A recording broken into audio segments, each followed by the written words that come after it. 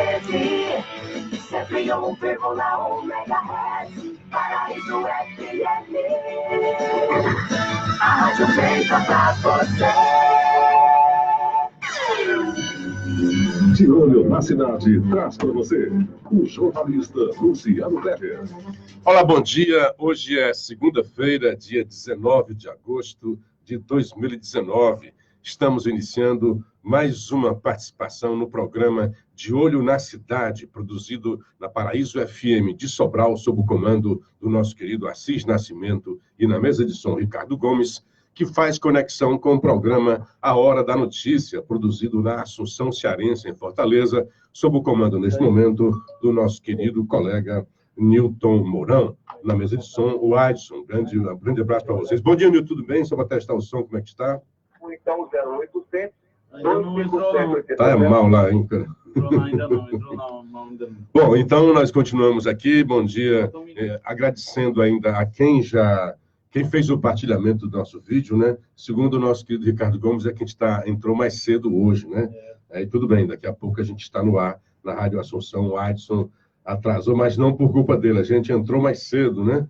De qualquer forma, nós estamos aqui agradecendo a participação de quem fez o partilhamento do nosso vídeo na sexta-feira, onde estivemos lá em Fortaleza, 2 horas seguidas lá, viu? De 5 a 7 lá na sexta-feira. Foi um prazer estar com o pessoal, que nos ajudou a fazer o programa, né?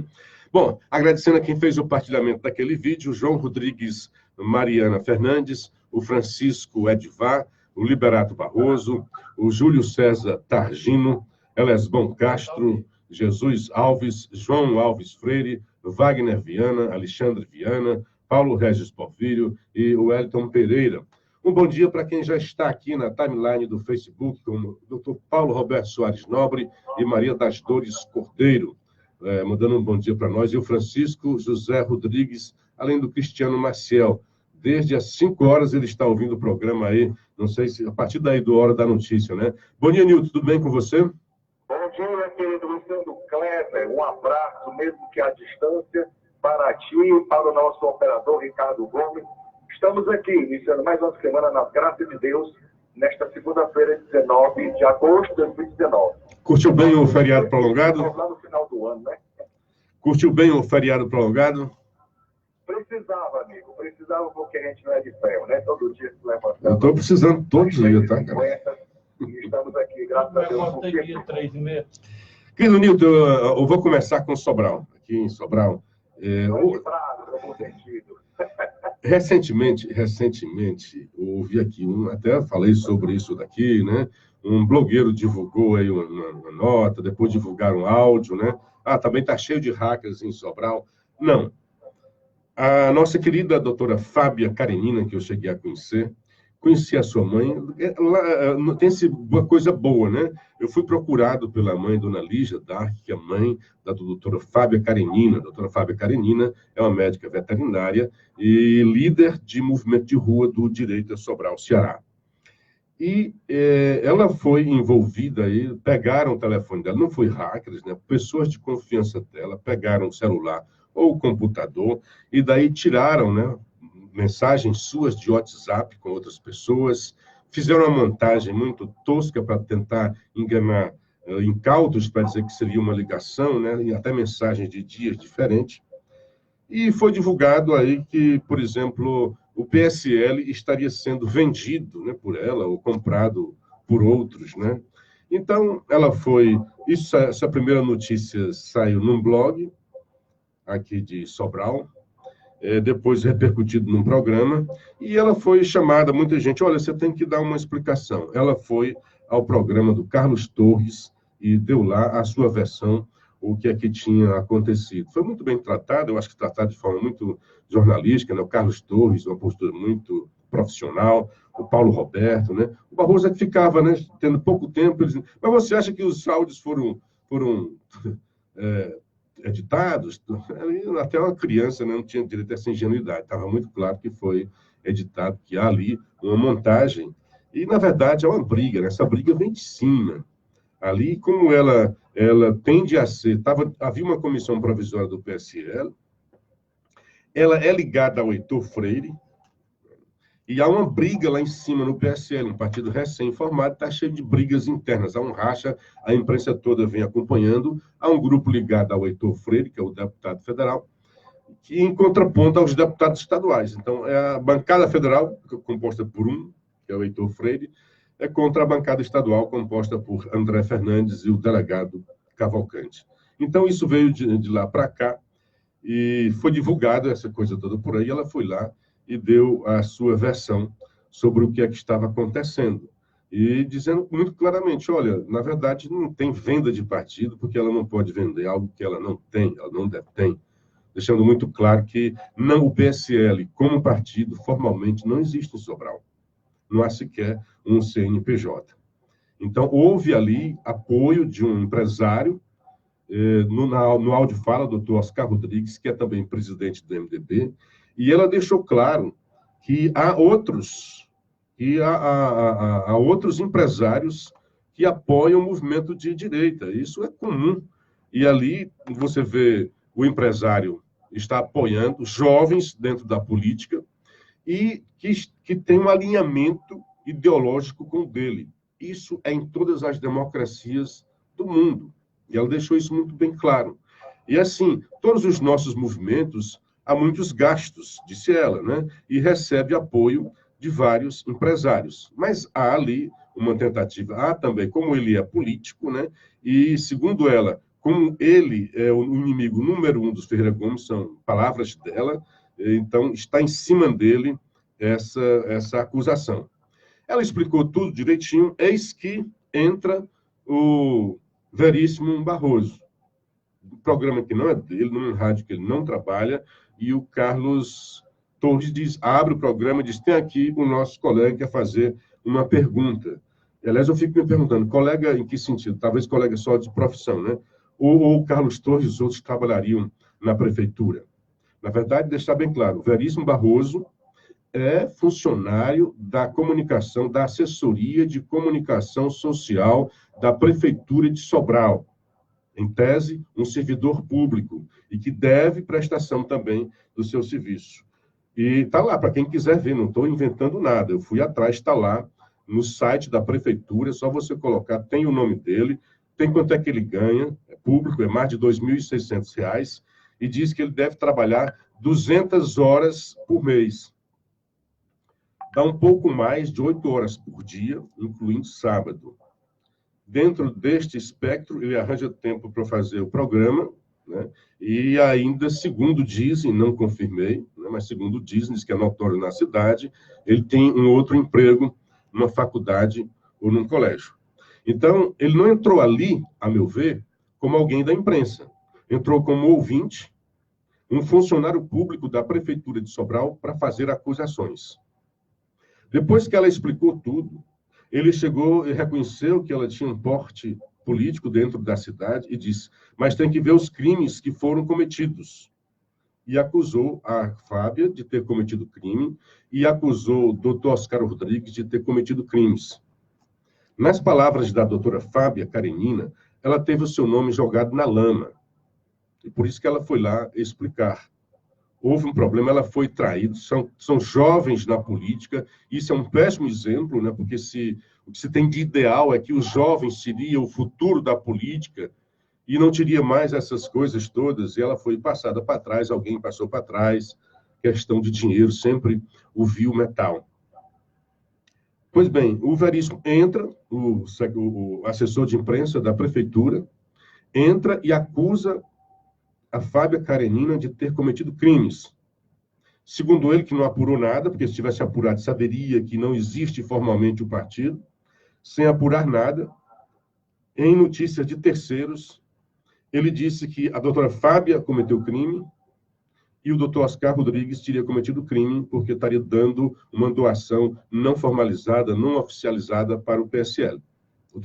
O programa todinho, isso já foi no final, a doutora Fábia explicando que ela é do movimento, ela é líder do movimento em Direito de Sobral, assim como os outros rapazes. Tem um diretório, tem uma casa, tem a logomarca, está tudo lá bem esclarecido, na casa onde eles trabalham e para a qual recebiam apoio de alguns empresários. esse que ela cita, porque veio à tona. Tem outros que não pode divulgar, o pessoal nem gosta. O pessoal do programa todo entendeu isso daí. Pois bem, o Veríssimo, mais que ninguém, eu estou trazendo isso aqui com dor, porque eu não gostaria de dizer, mas estou trazendo isso para o efeito didático. Eu vi o jornalista, alguém de credibilidade, porque até então do Veríssimo é um blogueiro condenado por assassinato, que foi, e agora cometendo outro crime de injúria e difamação, certamente vai ser processado por isso daí, porque ele não apurou nada, pegou também informação de terceiro, alguém interessado em queimar a tentativa de surgimento do PSL em Sobral. Há aí uma briga política de grandes, né? É como eu vejo, como eu percebi. Eu ouvi do jornalista Donizete Arruda, no WhatsApp, acusando uma acusação grave contra o Veríssimo, dizendo que ele era pedófilo. Coisa que eu não concordo e coisa que eu jamais divulgaria. Eu estou trazendo aqui para efeito didático. Então, o Veríssimo também teve o seu nome jogado na lama, assim como a doutora Fábia Karenina.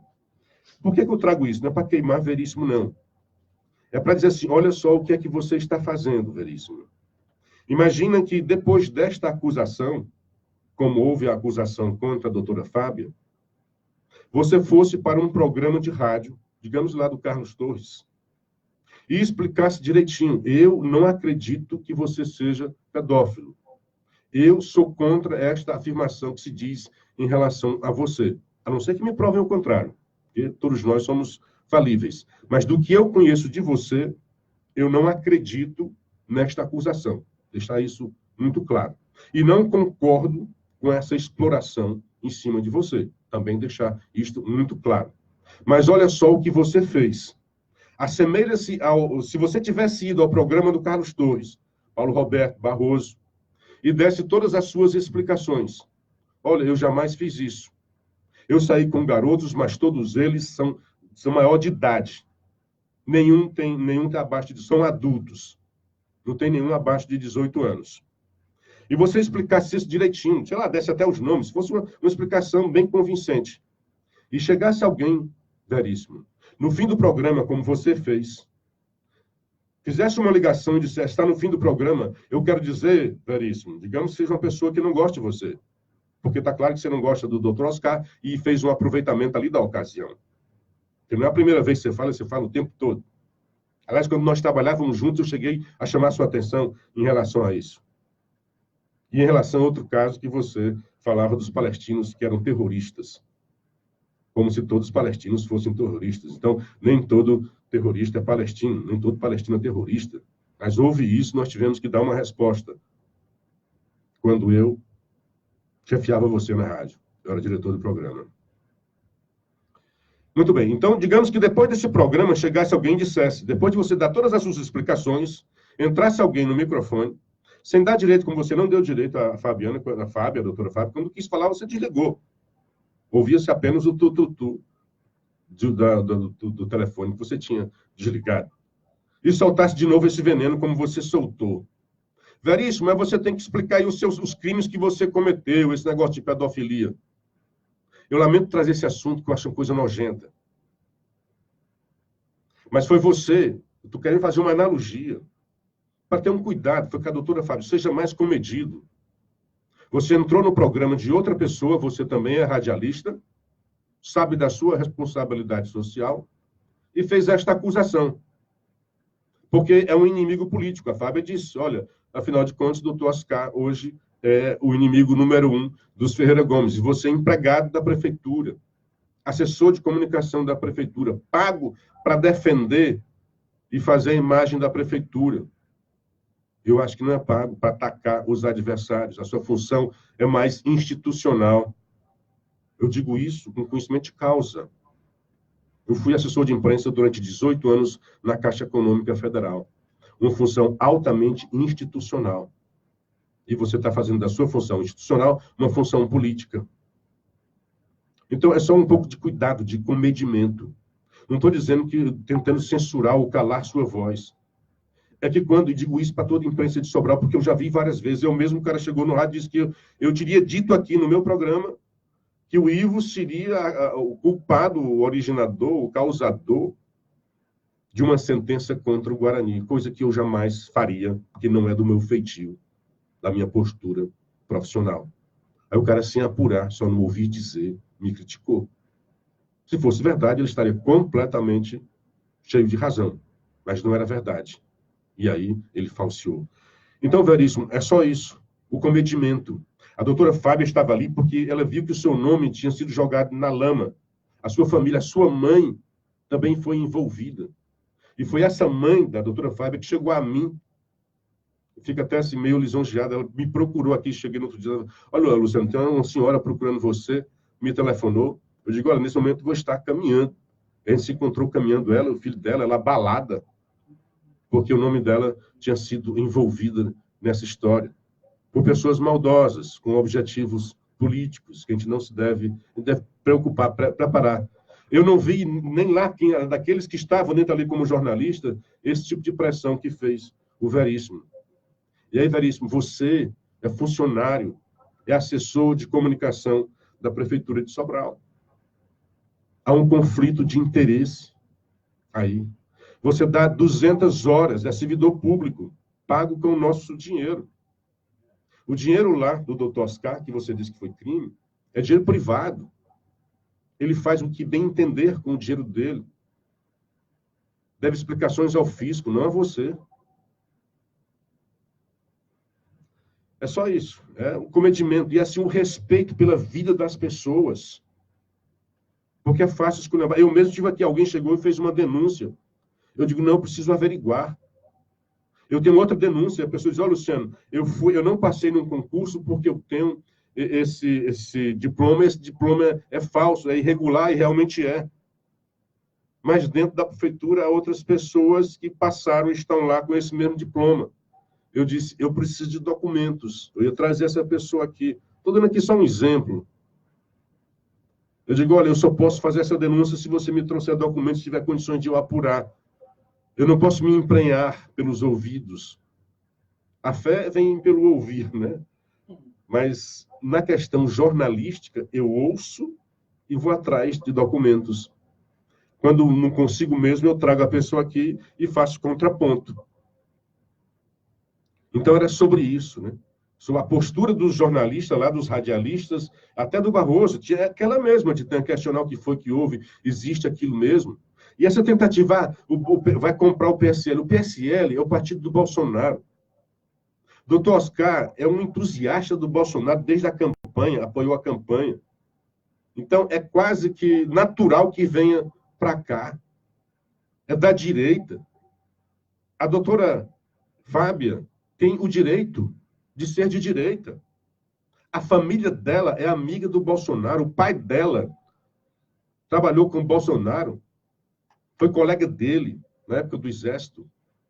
A mãe da doutora Fábia é amiga da primeira mulher de Bolsonaro.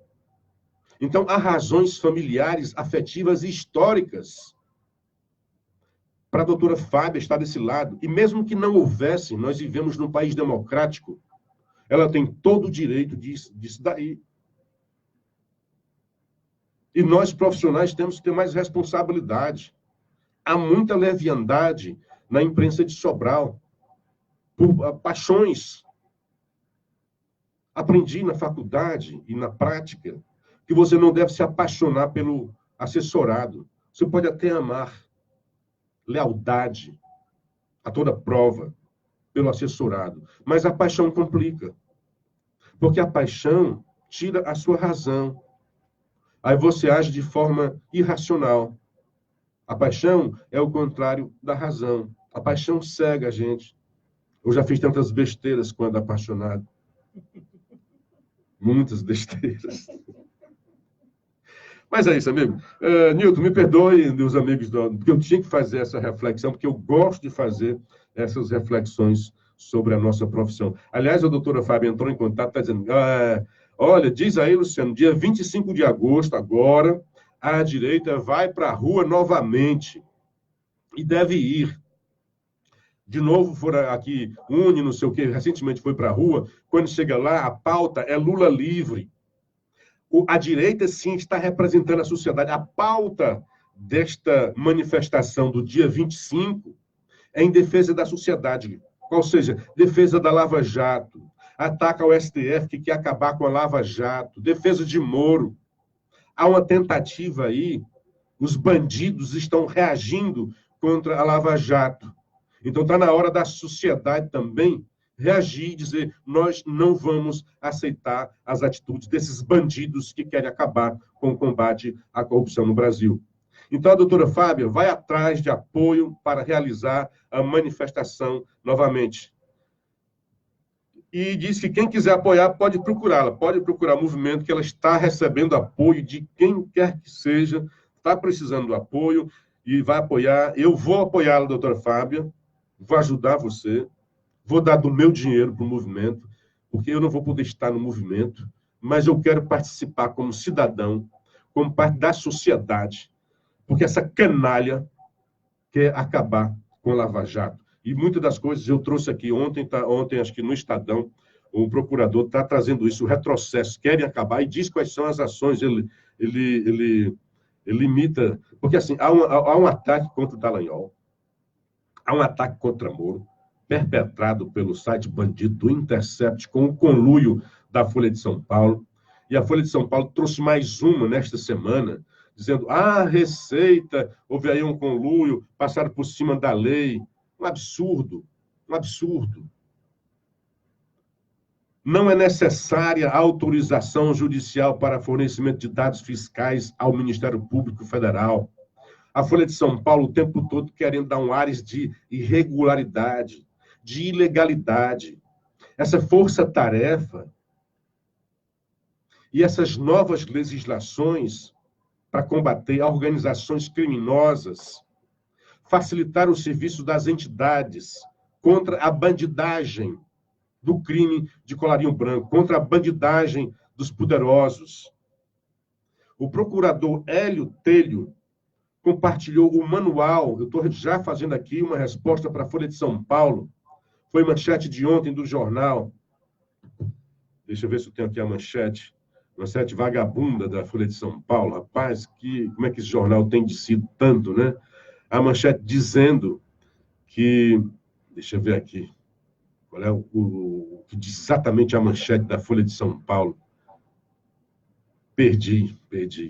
Mas é isso, é dizendo que estaria a Procuradoria, COAF e Receita Federal teriam entrado conjuntamente, burlado alguma lei, passado por cima de lei, para ver quem... para fazer, né, as suas investigações. Então, o procurador Hélio Telho, hoje, eu vi aqui, está no Antagonista, vem dizendo exatamente o contrário, explicando, né? Explicando, cadê? O que é que o Telho diz aqui? Não é necessária autorização judicial para fornecimento de dados fiscais ao Ministério Público.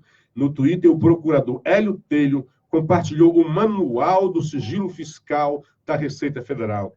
O jornalista da Folha não leu isso e fez a matéria baseado no Intercept, para explicar que é dispensada a necessidade de autorização judicial para o fornecimento de informações e dados sigilosos ao Ministério Público Federal. Aspas, a lei das organizações criminosas autoriza, em qualquer fase da persecução penal, a cooperação entre instituições e órgãos federais, distritais, estaduais e municipais na busca de provas e informações de interesse da investigação ou da instrução criminal. Isso é o que diz o procurador. Aí ele explica, a Receita Federal montou equipe especial de fiscalização para participar em conjunto dos trabalhos da Lava Jato, inclusive por meio de cruzamentos e análise de dados internos realizados pela projeção de pesquisa e investigação, resultando cobrança de 19 bilhões e 870 milhões de reais em crédito. Olha como isso foi importante para a sociedade brasileira. Com base nas mensagens roubadas, aí já o antagonista falando, a Folha e o site de Verdivaldo acusam Deltan Dallagnol e outros procuradores da Lava Jato de terem driblado a lei para ter acesso a dados da Receita. Aí tem uma matéria, tem mais aqui, tem uma matéria interessante, é outra, né? Essa aqui é uma defesa clara do Deltan Dallagnol. Aí tem um advogado, a Folha ela faz isso, né? Ela desce o cacete, aí para dizer que não estou fazendo campanha, procura alguém fazer um contraponto. Aí foi ouvir um delegado de um dos réus da Lava Jato, e o cara diz, fui atendido todas as vezes em que eu precisei falar com o Moro. Já eu falo mais, não posso falar sobre esse cara, né? Porque o Deltan, aí do Deltan, né? Mais acusações falsas contra a Lava Jato. Deltan, o procurador afirmou que a Receita Federal passou informações para o Ministério Público sempre com amparo da lei. Sempre com amparo da lei. Uma função central dos escritórios de pesquisa e inteligência, como aquele que o auditor Roberto Leonel chefiava, é exatamente fazer pesquisa e investigação, afirmou o Deltan. Porque a Folha diz que esse rapaz, que agora é presidente do quarto, mas vai sair, né? Era um dos caras que prestava informação, como se fosse ali uma pirataria de informações, né? E o Deltan vem dizer, a obrigatoriedade da comunicação dos indícios de crime, MP, está prevista no artigo 5º da portaria 671/14. Quer dizer, o cara não só tem o direito, como o dever de comunicar o indício de crime. Deltan Dallagnol diz, quando é que a Receita informou dados para o Ministério Público? Quando houve quebra de sigilo fiscal decidida por juiz. Quando o Ministério Público requisitou informações fiscais, poder dado pela Lei Complementar 75/93 e reconhecida em atos e decisões da administração pública e do judiciário. Quando a Receita identificou indícios de crimes em apuração de iniciativa própria ou a partir de informações recebidas do Ministério Público, de outros órgãos ou de cidadãos.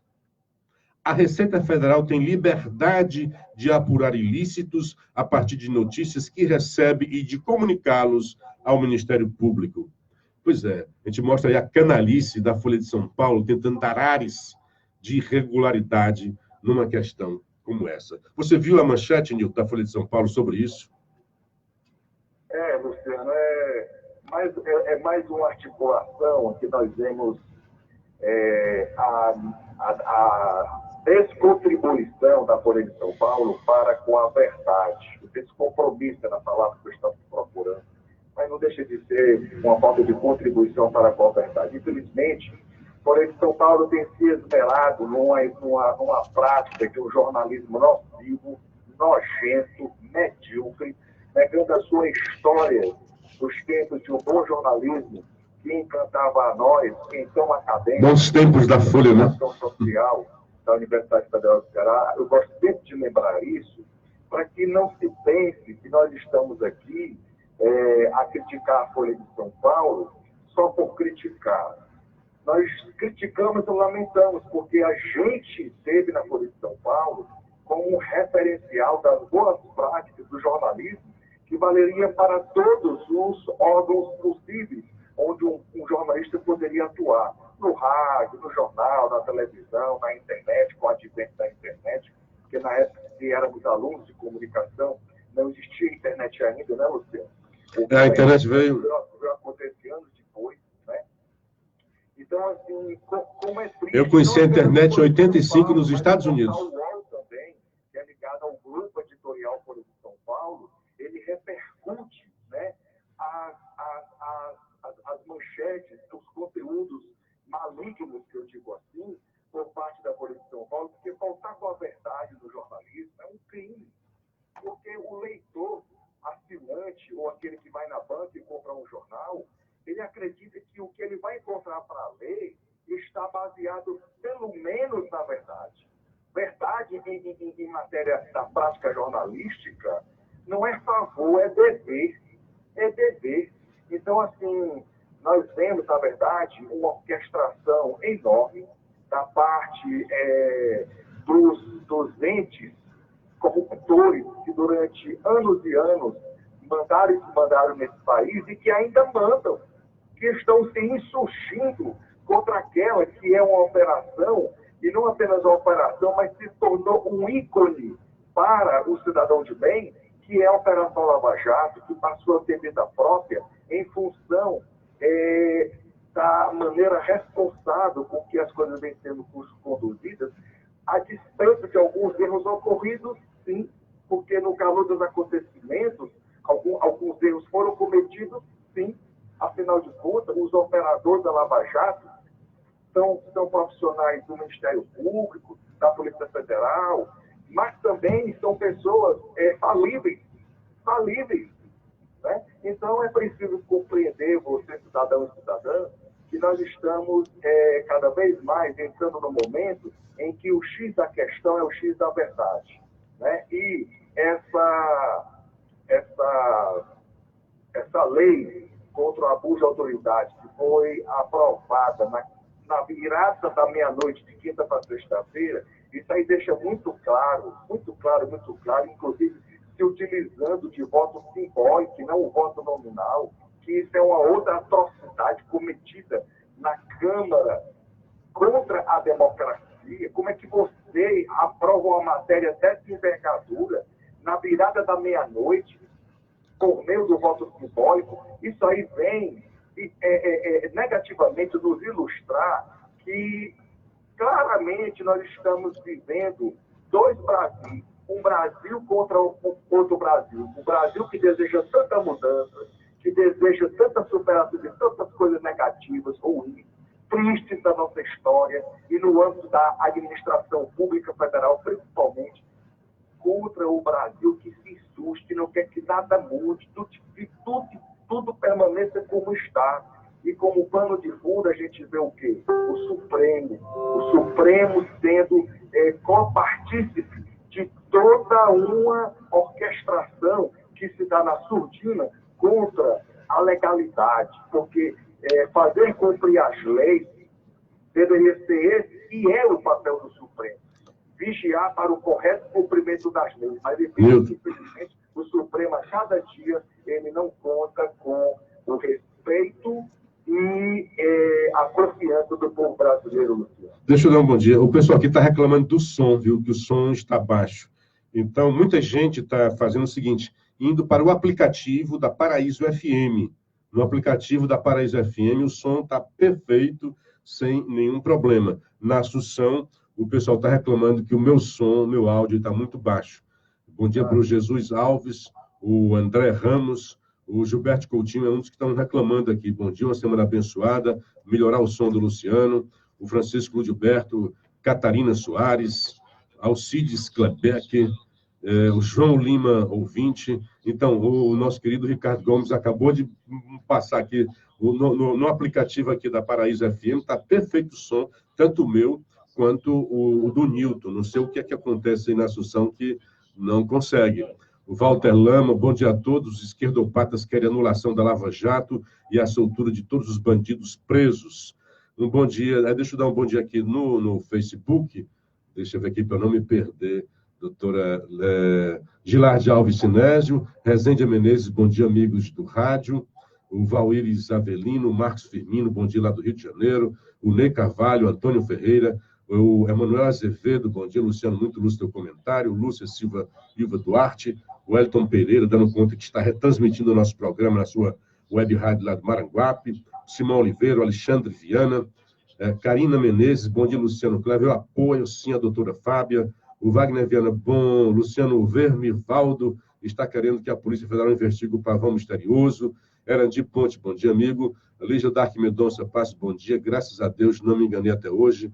Você foi o único jornalista e radialista que eu e o meu marido falamos sem pagamento algum sobre a verdade e a transparência nossa do Bolsonaro. Podem... É a dona Lígia, né? Tem um texto grande aqui, não consigo ler todo, tá?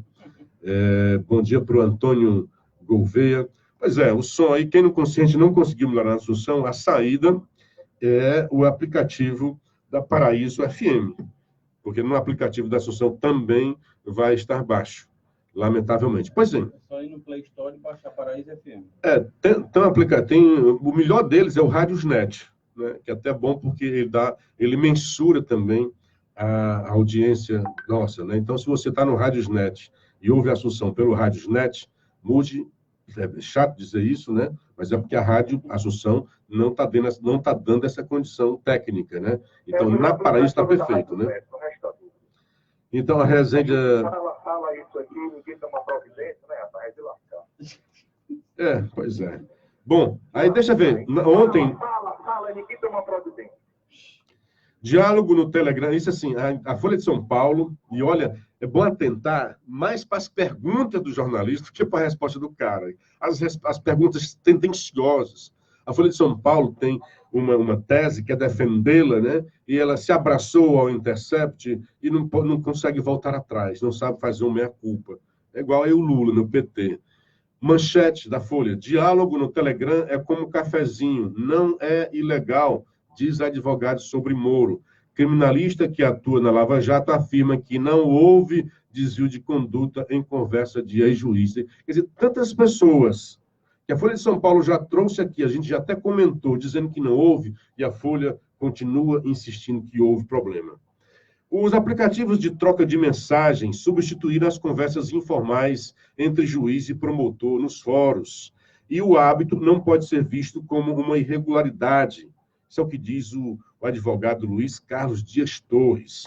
Torres atua com clientes da Lava Jato desde o primeiro ano da operação, em 2014, quer dizer, conhece do outro lado, né, defendendo os bandidos, e não considera, eu digo assim, sem depreciar, função, o advogado só defende mesmo esse povo, né? E não é uma das funções da democracia, o bandido ter o advogado. E não considera que tenha havido desvio de conduta por parte do juiz Sérgio Moro e dos procuradores da Força Tarefa do Ministério Público Federal, no caso das mensagens divulgadas desde junho pelo site da Intercept Brasil e por outros veículos de imprensa como a Folha.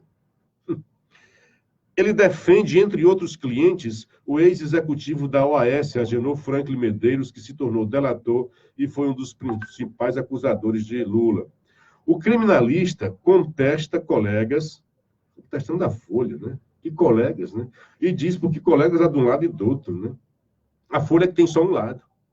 O criminalista contesta colegas e diz que o ex-magistrado da própria Folha já colocou vários desses colegas dele, juízes, procuradores e advogados, dizendo que não teve problema, né?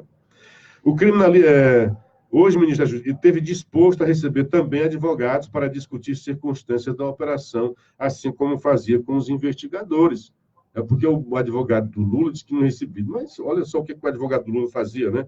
Para Torres, o rigor das decisões de Moro decorre do perfil punitivista dele enquanto magistrado, e não de uma falta de imparcialidade provocada por um suposto elo com os investigadores. Lá vem a pergunta. Olha o jornalista. O procurador Deltan Dallagnol está com sua posição ameaçada na Lava Jato. O jornalista dizendo. Os processos julgados por Sérgio Moro correm risco de ser anulados. O jornalista dizendo. Qual é o risco que corre? Qual será o futuro da operação e as consequências para ela? Olha a pergunta vagabunda do jornalista, né? A posição do Dallagnol está ameaçada e os processos correm risco de ser anulados. Qual é o risco que o processo pode ser anulado? Jornalista, quem for jornalista mesmo, hein?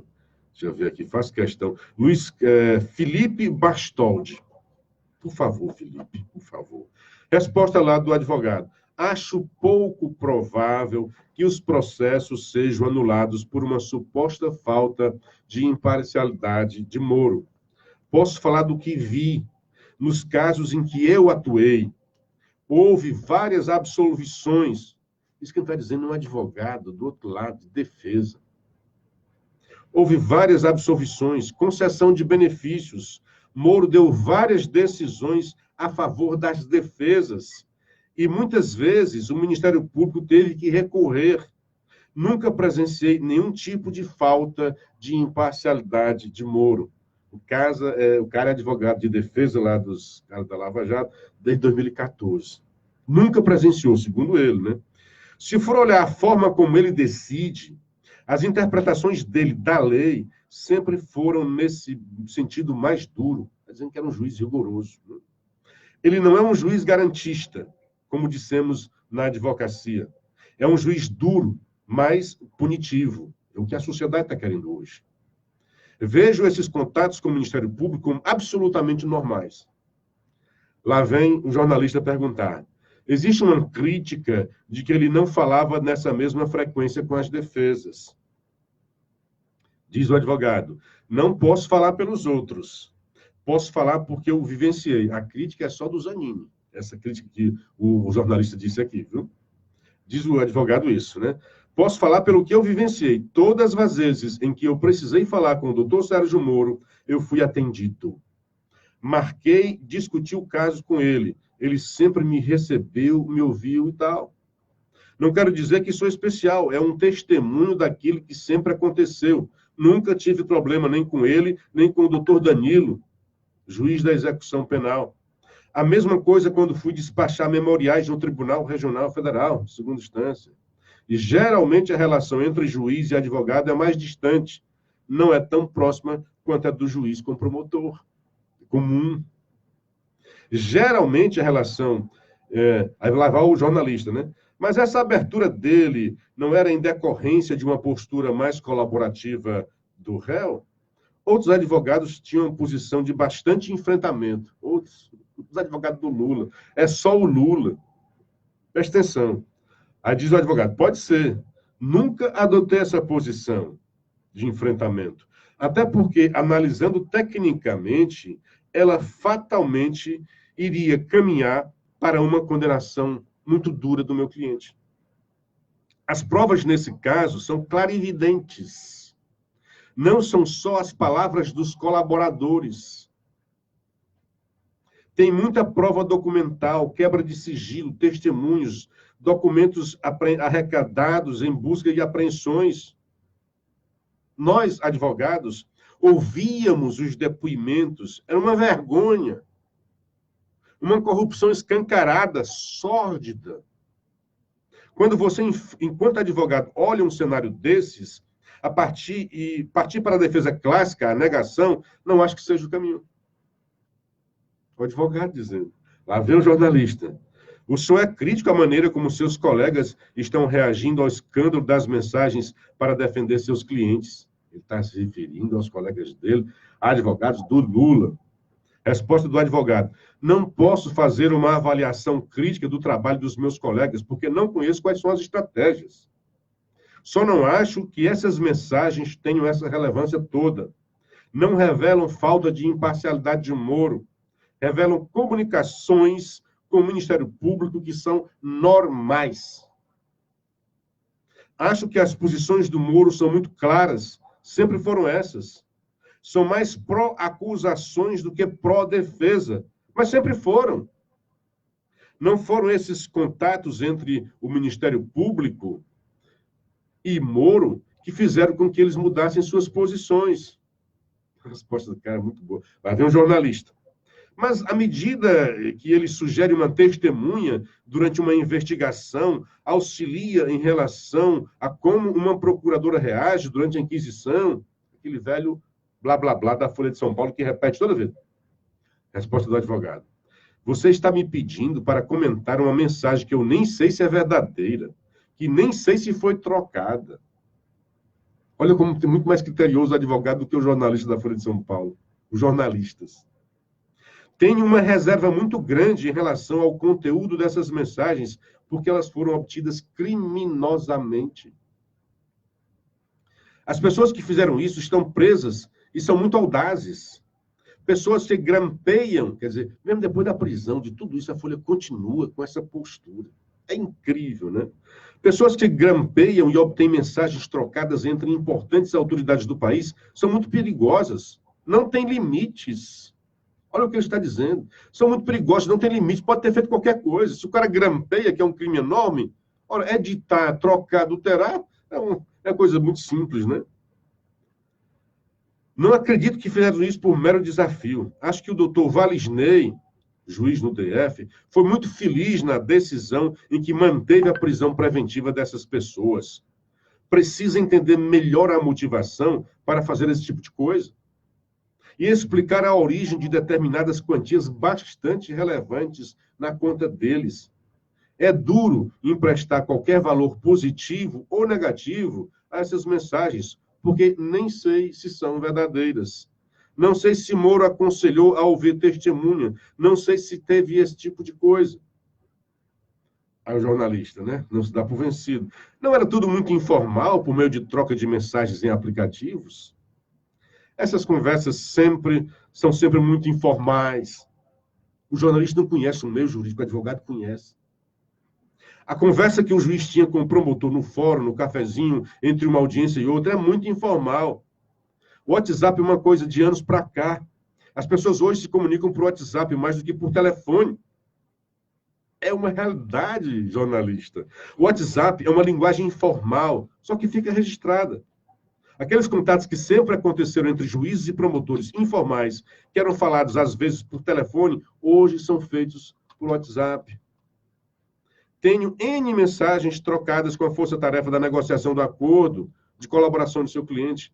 É a maneira como as pessoas hoje se comunicam. Eu, particularmente, nem gosto, prefiro ligar. Essa comunicação, se é que é verdadeira, espelha a comunicação que sempre existiu, só que era presencial. Hoje até melhor no WhatsApp, porque no cafezinho conversava e ia embora, a conversa se perdia, hoje está registrada, né? Aí o jornalista, isso vai mudar o comportamento de procuradores e advogados em relação a essas comunicações? Agora, sim. Aí responde, né? Pois é, a Folha não se deixa, toda semana traz que ela traz essa matéria, traz também um jornalista, um advogado, um juiz, um promotor, explicando que não tem nenhum problema, e ela insiste nessa mesma postura. Bom dia. Tem gente perguntando coisa aqui interessante, muito interessante. Sandrinha Valéria, bom dia. Luciano e Newton. Aliás, Sandrinha, não vou aceitar essa missão é de vocês. Essa história do almoço de congratulação, eu concordo com o Jaime Silva, mulher tem muito mais capacidade de aglutinar, de agregar, sabe ter mais sensibilidade para essas coisas. Eu aceito o que vem de vocês. Estou ouvindo pela Rádiosnet Paraíso FM, som perfeito. Então, Sandrinha Valéria, testemunhando o som no aplicativo da Paraíso FM, está perfeito, tanto a minha voz quanto a do Newton. Se a Paraíso FM consegue, a Assunção teria que conseguir. Juveraldo de Souza, qual o time desta camisa? Amigo, é o glorioso Guarani de Sobral. Hoje eu vim vestido com essa camisa, porque o Guarani estreou ontem na Fares Lopes, aqui no Junco, em Sobral, e venceu o Fortaleza. Começou com o pé direito, o Guarani venceu. É o time reserva do Fortaleza, mas o Internacional também é reserva e ganhou do Fortaleza lá na capital, né? Então, Juveraldo, é a camisa linda, bonita, do glorioso Guarani de Sobral, que está tendo agora, neste momento, uma história bastante relevante e pode ser que traga muitas alegrias para nós, torcedores do Bugre, do Cacique do Vale. O Soares, da Retífica, bom dia. Bom dia, Soares. Soube que você esteve aniversariando e você sabe que pessoas importantes recebem os parabéns por 8 dias, né? A festa tem que ser de 8 dias. Vera Martins, em Aracaju, mandando um bom dia também, e o Fidelis Veloso. Bom dia, Newton. Bom dia, meu querido. Luciano, em relação a essa matéria da Folha, estava acompanhando aqui. Rapaz, é muita insistência, tipo né? assim, ó, É querer o site ele justificar, precisa ser aumentado um pouquinho o volume para querer poder ficar a voz sair no ar em legal. cima da mesma, Tipo assim, da o mesma transmissor história, de lá tem que ser e aumentado quer um se pouquinho o som. Os basear, caras lá parecem que não sabem. numa obtenção totalmente ilícita, totalmente suspeita desses áudios que esse site Intercept Brasil conseguiu e que é preciso que realmente a Polícia Federal esclareça de uma vez por todas a rede de pessoas envolvidas, porque eu acredito que não são só aqueles que foram presos até agora. Há muito mais gente, na minha humilde visão, certamente envolvida com essa história. E, sabe, querer nos fazer crer que esses promotores, esses operadores da Operação Lava Jato, eles teriam cometido descuidos para que amanhã eles pudessem ser interpelados. Ora, vejamos e convenhamos. nós sabemos que, ainda que esses áudios tivessem sido obtidos licitamente, qualquer comunicação por um meio como o Telegram, o WhatsApp, muitas das vezes a comunicação é truncada. Muitas das vezes você pensa, mas não escreve. Muitas das vezes a coisa não é devidamente detalhada. Eu também sou como você. Eu podendo ligar, eu prefiro ligar. Eu acho legal me comunicar com as pessoas, eu ouvir a voz dela do outro lado da linha. De maneira que é mais uma tentativa sórdida da Folha de São Paulo de querer manchar, denegrir, de querer desmerecer, desqualificar, de querer desprestigiar, certo? A Operação Lava Jato e todos os operadores, que eu quero dizer, profissionais envolvidos, para que essa operação tivesse o nível de credibilidade que ela tem. Uma operação como a Lava Jato, hoje, acreditada como ela é, eu não vejo algo igual no nosso país. Eu não vejo o nível de credibilidade que tem a Lava Jato. E outra, não fosse a Lava Jato, nós estaríamos sendo ainda enganados neste país, pensando que tudo estava muito bem, quando nada estava bem. Não fosse a Lava Jato, além de não termos descoberto a podridão do submundo da política, todo o dinheiro que foi hoje recuperado não teria sido recuperado. Porque o brasileiro vivia na ladainha do rouba mais faz. Não, político tal rouba mais faz. Político tal rouba mais faz. Vai pra lá, Satanás. Ninguém aguenta mais viver dentro desse paradigma, dentro dessa ótica. Nilton, me perdoe, porque nosso tempo está já terminando, cara. Eu teria aqui dois...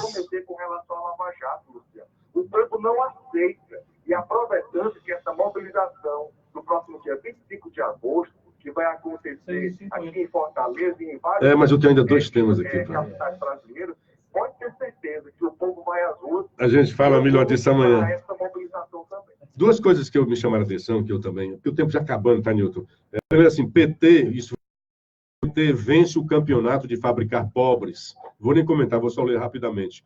O economista Marcelo Neri, o cara insuspeito, né, porque ele não é de direita, da esquerda, assina um estudo da FGV que aponta que há 17 trimestres seguidos a desigualdade no Brasil não para de aumentar, um recorde nas séries históricas. Os petistas batem bumbo como se nada tivesse a ver com isso. O estudo mostra, contudo, que o ano em que a desigualdade mais aumentou foi 2015, quando Dilma Rousseff ainda era presidente e fraudava as contas do governo para esconder a mais absoluta irresponsabilidade fiscal, causa principal da crise da qual o país ainda tenta sair. De acordo com o estudo, do final de 2014 a 2017, a pobreza cresceu 33%, sendo que apenas em 2015 a pobreza subiu 19,3% no Brasil, com 3.600.000 de novos pobres. A outra que saiu, enfim, o laudo da Polícia Federal. Na época que aquele índio morreu, o Randolph foi para o Congresso e denunciar que mineradores, né, garimpeiros, teriam invadido lá os índios e matado o indígena. Ele morreu afogado. Eu lembro que na época houve memes, foi repercussão internacional, botaram culpa no Bolsonaro, que o Bolsonaro tinha matado o índio porque estava ajudando os garimpeiros. Não houve invasão dos garimpeiros. A Polícia Federal não encontrou vestígios dessa invasão e a Polícia Federal, no laudo técnico, aponta que o índio morreu afogado. Olha só como é que se fabrica notícia contra o Brasil. O senador Randolph viajou nessa e está aí. A outra coisa que eu queria falar era sobre emendas parlamentares. Eu sempre falei sobre isso, que já de algum tempo essas emendas são impositivas e ficaram dizendo, o Bolsonaro comprou votos com emendas. Essas emendas eram para comprar voto para aprovar a Previdência, para aprovar o que quisesse. Aqui está deixando claro, o Jornal Povo de ontem trouxe isso, né, dizendo que mostra que 43% do valor liberado no Ceará, né, sobre isso, né, 43%, quase a metade, né, contempla opositores de Bolsonaro. como é que Bolsonaro seria para comprovar se quase a metade das emendas no Ceará, pelo menos, foi para o opositor? Aí traz os destaques. Ferramenta não pode ser demonizada, afirma cientista política. Não pode. O Guedes até falou, é a forma de você discutir também com os estados, né? De socializar, democratizar as discussões no orçamento. O senhor André Figueiredo, presidente do PDT aqui, que fechou questão contra a reforma da Previdência, ganhou, digamos assim, né, R$1 milhão em emendas. O Antônio Bauman, outro do PDT, 3 milhões. O Ariosto Holanda, 4 milhões. Ariosto nem deputado é mais. O Arthur Bruno, nem deputado é mais, ganhou emenda. O José Guimarães, um dos mais bravos opositores da reforma, foi um dos campeões em emenda.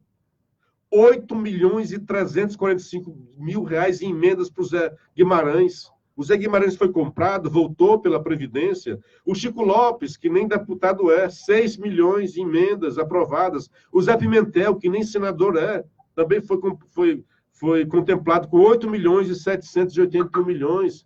São emendas impositivas. O Eudes Xavier, do PT, também, 60 mil, também não é. O Leônidas Cristina, 4.350.000. Leônidas Cristina,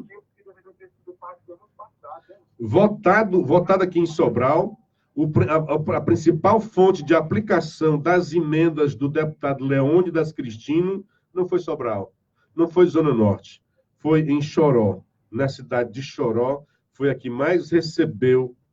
De 4.350.000, 1,5 milhão foi para Choró. O deputado enviou para lá. Inácio Arruda recebeu 17 mil, ainda um pouquinho, né? Luiziane Lins, 3 milhões. João Ananias, que não é mais deputado, 277. Odorico, 5 milhões. José Ayrton, totalmente contra a reforma, 5 milhões. Vicente Arruda, também do PDT, 7 milhões. Então, aquele discurso de que o Bolsonaro usou as emendas para comprar votos. Então, esse cara era muito incompetente, né? Comprou, os caras não entregaram a mercadoria. Tá claro, né? Comentei isso várias vezes e muita gente não queria acreditar. Olha, as emendas, desde isso, se deve ao Eduardo Cunha. Desde lá da Dilma, acho que 2013, naquele embate ali, começou a ter emenda impositiva. E agora, nesta gestão do senhor Botafogo, Maia, foi aprovada a impositiva da bancada. Até então era só emenda individual. Agora as emendas de bancadas também serão impositivas. Cabe ao presidente da República cumpri-las. E acabou-se. Se ele não cumprir, ele comete crime de responsabilidade e pode ser empichado. Bom dia, o Juveraldo insiste, é do Guarani, ok, já falou, né? A Vera Martins mandando um beijo. Doutora Ana Maria Gugel, excelente semana, queridos jornalistas, para você também, querida. Auriclés, camisa linda, linda mesmo, linda, alegria, hoje está uma alegria só. E falar alegria em futebol, é uma alegria do Guarani e a tristeza, o VAR, né? Sempre contra. Nem VAR teve, parece, né? Aquilo foi um roubo total contra o Ceará. O que é isso aí, ô? Guarani, né? Levanta o som desse negócio aí. Guarani, teu nome é uma glória. Guarani, símbolo de vitória. Guarani, na luta és tão forte. És orgulho da Princesa do Norte. Olha aí, o Guarani, orgulho da Princesa do Norte. Voltando a Princesa do Norte a se orgulhar do seu time, né? Que teve um período aí ruim, hibernando, né? Tecnicamente ruim. E agora, graças não podemos deixar de dizer, graças ao patrocínio do Uninta, né? Que também ganha com isso. Isso é uma mão dupla, né? O Guarani ganha, o Uninta ganha, Sobral, todo mundo ganha. É um ganha-ganha. Então, aí, com o hino do Guarani, pode deixar no BG, não tem problema nenhum, não, viu? Não tenha vergonha, não, né? Eu preciso desfazer, Newton. Muito obrigado a você, um grande abraço. 6h57. Um grande abraço aos nossos queridos ouvintes, a vasta legião de ouvintes da Rádio Assunção. Aconselhando vocês, assistam o programa, quem puder, pelo aplicativo Rádiosnet da Paraíso FM, que o som está legal. Por enquanto, a rádio Assunção não está com o som muito bom. Reclamam os ouvintes. O que a gente pode fazer é isso daí. Um grande abraço, queridos. A gente boa aqui também de Sobral, da Paraíso FM, aí em Fortaleza, Carioquinho, vem aí. E aqui retoma o comando o querido Assis Nascimento e o Ricardo Gomes. Queridos amigos, um dia bastante proveitoso. E até amanhã, com a graça de Deus.